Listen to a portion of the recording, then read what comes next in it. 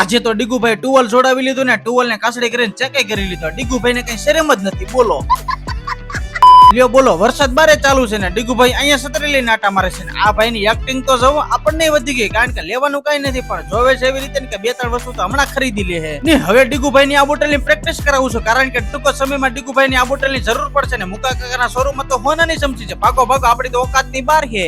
मैं गरीब हूँ. ને પાછું ડીગુભાઈ ને થોડાક દિવસોથી ગરોળિયું બહુ વધી ગઈ છે એટલે સુપકી લઈને ડીગુભાઈ ના કાન કાપી લેવાના હે.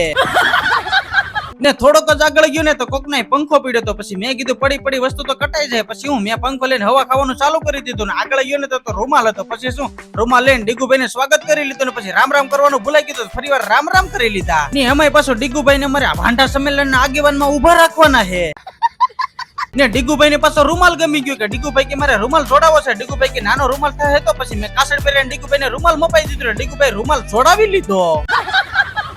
પછી ઘરે આવીને ટ્રેક્ટર ને કરી દીધું છે ચાલુ, કેમ કે અમારે આવવાનું તો કપસી ધોવા, કેમ કે ડીગુભાઈ ને ઘરે હમણાં સ્લેબ ભરવાનો છે એટલે સ્લેબ માં કાકરી થોડી થઈ ગઈ હતી મેલી, એટલે અમે મશીન થી કાકરી ધોવા આવ્યા છીએ. ને કાકરી ધોઈને તમારા ભાઈ ટ્રેક્ટર લીધું છે હાથમાં ને ડીગુભાઈ ને પાછળ બેહાડી દીધા છે. ને વિડીયો ગમે તો વિડીયો ને લાઈક શેર સબસ્ક્રાઇબ કરીને તમારા વાલીડાઓ.